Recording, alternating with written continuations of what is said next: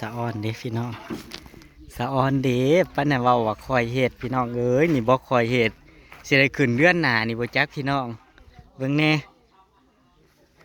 เป็นรูปเป็นร่างครับพี่น้องงามแฮงจะ4ห้อง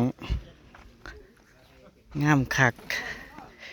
เฮ็ดตอกปอกอยู่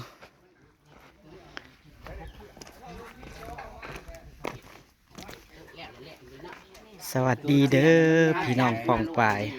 วันนี้ก็ได้มาแวะสวรรค์พี่น้องเพราะว่าสิพากันขึ้นฝากซองก็เลยมาแวะสวรรค์ โอ้ยบ่สิมาได้ดอก เพิ่นโอ้ยเพิ่นว่าสิไปขึ้นเดือน6นั่นแหละจ้างหมอลำขนาดไหนดี คณะได้เด้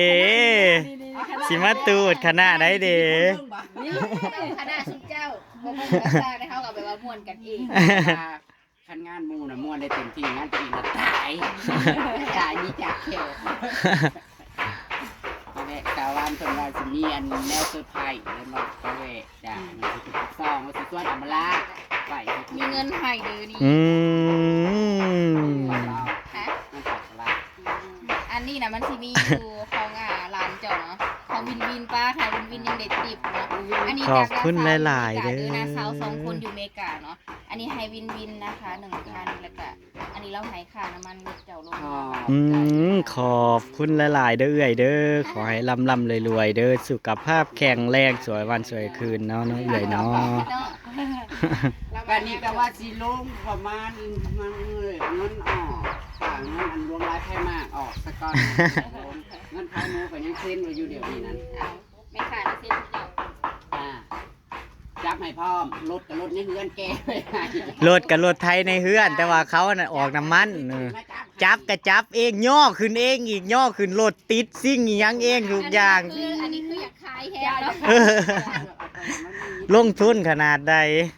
คืออยากขายสรวมไหมค่ะเขาอยากซื้อคนหาคนไปให้หดบอลเลย ซื้อถ้าใจเนี่ยจะแก้ไปให้เองฮอดข้อพุ่น แล้วบัดนี้นะเพิ่งไปได้สั่งเงินหมูออก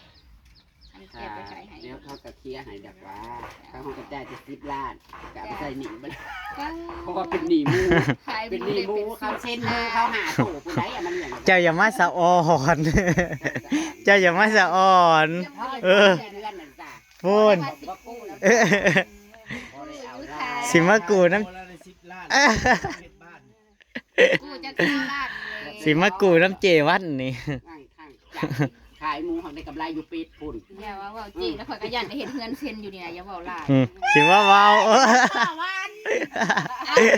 เครื่องเฮ็ดเพื่อนเนี่ยบอกยังขอบ่ได้ใจ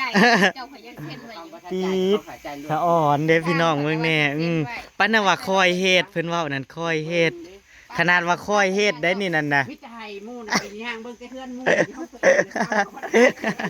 บ้าเฮ็ดอย่างเงี้ยคือความแบบนั้นไม่อยากซื้อรถขายหมูแหละบ้าทำไมแพงเขาไม่ขาย ขี่หมูอีกแล้วขี่หมูอีกแล้ว เร่งไว อืม ๆไอ้สิคืนเดือน6นี่ไรสั่งเลยสั่ง อื เลย ม สร้างมาแล้วมาลอย สั่ง จ้างเฮ็ดข้อหมูใหม่ ปีดเฮ้ยเบิ่งแหน่มองจอดรถแล้วน่ะมันสิจักคันเฮ้ยมันสิบ่3คันบ่มองจอดรถสมาร์ท รถไทยกับรถคาร์เลยจ้า สมาเวอร์ว่างอลังการคักแท้ พอใหญ่จ้างกับยายลุ้น คันหนึ่ง ของสวรรค์คันหนึ่งทศแสงคันหนึ่งสะออนอืม 3ห้องนอนเด้อ 3ห้องอันห้อง น่าจะเป็นห้องนี้ ห้องนี้ห้องนี้คักอาลี พ่อจะได้เปิดแอร์ เฮาคักห้องนี้สวรรค์อาลีได้ถ่ายอยู่นะ ห้องนี้จะเป็นห้องเฮา เจะเลือกถือแล้ว เลือกผิดไอ้ เพราะว่าเลือกถือเอาห้องคนโสดตึง งานหัวหน้าคุมงาน เจ้าว่าเลือกผิดบ่จ้า อื ฝากเลือกผิด หัวหน้าคุมงาน ใหญ่เฮียช้าง เฮียใหญ่ มาคุมงานลูกน้องปีด คุมงานได้เรา กำลังคุมแขกคน งามคักแท้ อันนี้จะเป็นห้องนอนแล้วก็ อันนี้ มี คือ ห้ ห้ อ อง ง น้ำอยู่ในตู้เลย อ๋อมีห้องน้ำในตัวมีห้องน้ำในตัว โอ้ เป็นห้องสาววัน มีห้องน้ำในตัวคือคักไทยล่ะ เตรียมเด้อวันมือคืนเช้านี่มานอนอันเอามือขับมือคูนน้ำกันเนาะเด้อ ได้ ต่อที่ท่านเดียวอยู่บอกกันเอามือเลย ได้บ่มีปัญหา ซิปแล้วซ้ำนี่นะ 70เลยดิ เล่งมือไอายสีเผาเพิ่นขึ้นเอาไว้ มันผอม70อะไรเนาะ อันนี้คิดแล้วอยากถามเลยเพราะว่าตะกี้นะว่าสิคอยเฮ็ดพี่น้องก็ว่าสิให้ลูกเฮ็ดให้เนาะแต่ว่า เบิ่งแน่เฮ้ยคอยเฮ็ดได้นี่นะ คอยเฮ็ด หลาย คัน ๆอัน ฝ่า เฮ็ด เฮ็ดน่ะ เฮ็ดพร้อมกันเบิดทีมนะคะเจ้าเลยไวเด้บัดนี้นะ อืม ก็เลยจ้างติดจ้างสากไปเลยเนาะ จักแม่พูดจักแม่ 4คูณ4 พอดีเฮาว่าห้องนี้พอดี 4คูณ4เนาะพอดีแบบเตียง บ่ใหญ่แล้วก็บ่กู้อังแบบมันแบบพอดีอะนะเฮาอยู่สมมุติเฮาแบบเฮาอยู่จังซี่อืม ใช่แล้วคือเฮาแบบ ห้องน้ำกับส่วนตัว โอ้ยเฮาได้เนาะ อิสระแต่งงามๆเด้อสะออนเด้อ ไอ้เอ้ย ได้แต่คิดน้ำหมูเอ้า ไปน้ำเฮาก่อนก็ได้ยังว่า หลังง่ายอยู่เนาะ จ้า เข้าบ้านในบ้าน ขนาดความคิดเท่าใด ขนาดความคิดเท่าถามีกับแต่งห้องงามๆแต่งห้องตัวเอง เบิ่งฟังให้ก็ก่อสร้าง เอ คือกัน อดีง่ายเฮาก็บ่ได้ จักหน่อยจังไปเฮ้ย ตะกี้เฮาเราไปมื้อเช้าแล้วย่างไปอยู่จะว่าย่าง เพราะว่าโทรหาเราบางอันนี้คือจะเข้ามาเอาในเด้อเพิ่น เพื่อสิได้แต่งอ้าย ห้ามว่าบ่ฮ้อนดอกห้ามว่าบ่ฮ้อน พูนของเฮียอ๋อยซ้ออันซ้อลอยกับผู้ มีแต่ผู้เฮ็ดผู้สร้างบ่ มีแต่ผู้เฮ็ดผู้สร้างเฮ้ยสวนขนาดบ้านนี่นะอันไหนคือของเซาลอย บ้านแท้นะทำได้แต่ว่า ของเซาลอยของเจใหญ่ใจดีเจมาล่ากัดได้ยินข่าวว่าเพิ่นสิ ก็ได้แต่เล่าเบิ่งแล้วบอกเบิ่งเพื่อนบ้านกัน รอเบิ่งก่อนรอเบิ่งแบบเบิ่งหมู่เพื่อนหมู่ก่อนจำบ่ได้สร้างชื่อจ้า นั่น เฮ็ดก่อนนะกระโมดเพิ่นจะตกรุ่น มันสิมีหมูดใหม่เข้ามาวันนี้ ยาเขาจะมีเงินอยู่ แบบ ก่อนตอน แบ นี้ บคือห้องอัมบาลาด้วยเนาะเอามาเฮ็ดแบบนั้นงานได้ เราเฮ็ดห้องน้ำนี่พอดีเลย บ่ได้แท้เพิ่นบ่มีก่อนเพิ่นบ่เมาก่อนย่อเฮาคือเมาแต่ว่าอย่างมันตกลง นี่ก็ห้องน้ำเด้อจ้า ยังบ่ทันละได้ส่งได้เสาน้ำเขาดอก บ้านเลย2ห้อง อืมสองห้อง ห้องครัว อันนี้ห้องครัว ใช่ อันนี้ตะกี้คิดว่าสีใส่ละเน่งสองขางแต่ว่าปิดก็คือฝั่งนี้ปิดกระถางเสร็จละเน่งลงมา ห้องครัวก็บ่แล้วดอกคันเทอร์ดินี่ทึบขึ้นนะว่าลี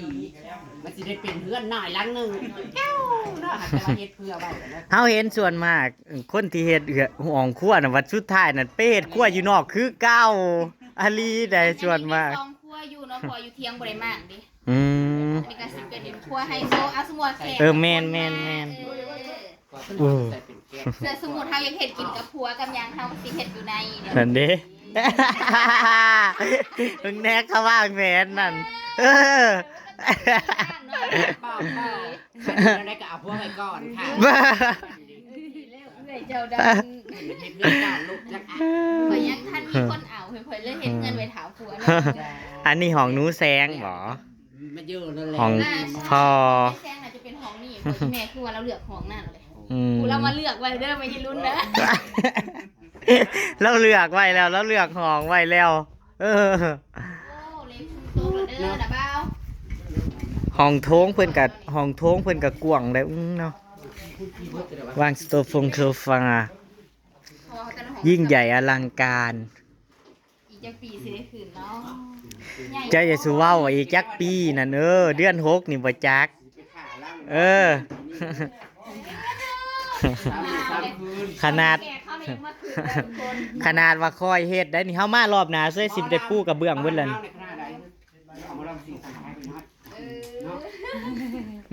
ได้หมอลำสิงฟังไทยมายาวขนาดแล้วนี่ ลำผสมจ้ะ ไม่ผลิบางบอไม่ผลิบางบอติดต่อด่วน โซสีจะเป็นคนจ่ายให้ใช่ไหม ได้ทำได้ เฮายังเซ็นเขายังเซ็นเขาไม่ได้จ่าย เฮาจะใส่เบิดเด้อเงินเฮาเก็บไว้ผูกแขนขึ้นเฮือนแล้วแน่ ผูกยังรวมลายเนาะ ถูกเวลาเด้อ ว่า คนนี้นะ ขี่รถขี่ฝุ่นมา ไม่ ก่อน ยากอย่าบ่ จริงๆจะเป็นคนที่มีเงินต่างไปขี่รถ เจ้าอะไร โอ้จะว่านั่นนะ เจ้าคิดนั่นนะ สาธุ ถือเลข3งวดซ้อนแล้วจะเป็นพี่ปอบเลยแหละป่านนี้นะ มือคืนนี่นั่งกะถือนั่งสมาถือเลขคักแท้คักว่าแต่ช่วงนี้นั่นนั่งถือเลขติดต่อกันว่าสัน จะบ่เอาเบื่อยบ่ามันออกเลยงูดิเขียดแต่มันเข่าเฮือนมือเหล็กไปซื้อแล้วมันบ่ออกมันมาออกมือใหม่การจะจับหมู ข่อยกับเบิดกับลายๆร้อยอย่างในเมื่อคืนนี่นะคะกูถือคือกัน บ่น้ำน่ะเป็นพี่ปอบเลยแหละพี่น้องเอ้ยถือจะเลขเป็นบ้าเป็นเบา คนมันเดือดดี เป็นบ้าถือเลขเขาจนไปหาเงินไม่ได้นะบ่ทันเลย เบิ้งใจพี่น้องเบิ้งสิให้พี่น้องเบิ้งหน้าบ้านอืมงามบ่พี่น้องงามเลยพี่น้องงามแห้งงามแห้งงามคัก หน้า2คนเด้ออยู่เมกา ขอบคุณหลาย ๆ เด้อขอบคุณทั้งสวรรค์นำเนาะ น้องวินวินแล้วก็ค่ารถไปสีกะลิโอสิลงบ้าน ที่ให้ ว่า ค่าขนมน้องวินวินมาเนาะแล้วก็ค่าน้ำมันเนาะเอ้ยเนาะขอบคุณหลาย แล้วก็สิส่วนตุ้ยก็อาตีลงน้ำขี่รถจักรเจนเวนมันก็แพงช่วงนี้สิมันคายบ่ต่างทาง มีอยู่ดอกส่วนนี้ก็ ๆถ้าบ่มีใต้แหล้วเพราะว่าช่วงนี้เขาน้ำมันกัน โอ้ยฉันเจ้าเติมเต็มทางแล้วก็ลงหอดกลับขึ้นมาร ถฉันน่ะบ่เปื่อยแต่ว่ารถ แต่รถเฮาน่ะมันได้เติม2เทื่อเด้เพอน้ำรถเฮามันทั้งน้ำมันทั้งมันเนาะ ตอนเจ้าแว่ปั๊มเจ้าก็ใส่ขวดไปน้ำขวด เขาบ่ให้ใส่ด้วยฉันห้ามใส่แต่บ้านไปนะได้อยู่ เฮาผัดญาติอากาศมันร้อนทันเด้แล้วใส่ขวดเฮาก็บ่อยากใส่ขวดแล้วเฮายาอัน ใส่บ่ว่า ชุ่มเจ้า โอ้ยบ่ เอาไป บ่ใส่ ทำกินก่อน มันมีอยู่ดอกเพราะว่าปั๊มมันหลายอยู่มันสิบ่เบิดทุกปั๊มดอกปั๊มน้ำมันมันหลายอยู่มันก็บ่ได้เปลืองเพราะบันได ขนาดเขาแทบประกองเลยท่านฟังไทยนี่บ่ถือมีดถือผ้าอยู่น้ำมันรถคอยอยู่หน้าบนแบกผ้า เนาะวิกฤตน้ำมันแหม โคตรโคคนสิขากระต่ายย้อนน้ำมันอะไรยังก็ได้ แต่เฮาสิไป เกิดสงครามสงเคมอยู่ เฮาสิย่างไปหาแม่นะ พี่น้อง เตรียมตัวเลย ยินดีน้ำเด้อยินดีน้ำ เฮ้ยมือขึ้นเฮือนนี่จักว่ามีคัน2คันมาจอดนี่บ่จักจู่ๆเจอ ตัวน้อยๆ จะเป็นเก่งเนาะอาลีได้ยอมรับ เกิดแต่ เก่งแฮง แต่ปลดปล่อยยังบ่ได้อย่างเงี้ย เว้าก็เว้าได้คนสมัยคู่มือนี่อายุซ้ำเหยียบเช้านี่ก็มีเพื่อนมีซ่านกันอาลีได้คู่มือนี่มีแต่คนเก่งๆเขาเก่งหาเงินหาคำ กั ค่ะ บฮ้อนเด้ไม่แม่นฮ้อนถ้าเกิด สวยแล้วติ๊ก ถ้าสิมาเล่นสงกรานต์อย่างนี้นะสาดน้ โอเคจ้ะได้สักหน่อย ำเย็น สิสิมีคนในศาลอยู่เขาเลยอยู่หน้าบ้านนะ แบบว่าเอาย่างเนาะสมมติย่างนู่นนี่นั่นกินกันแล้วกันนั่งชิวๆกันนะหลายหมู่พวกอย่างที่เป็นตะมวนอยู่เลยไปพี่น้องตามคลิปมาเด้อพี่น้องเด้อขอบคุณหลายๆเด้อไปแล้วพี่น้องสวัสดีครับผม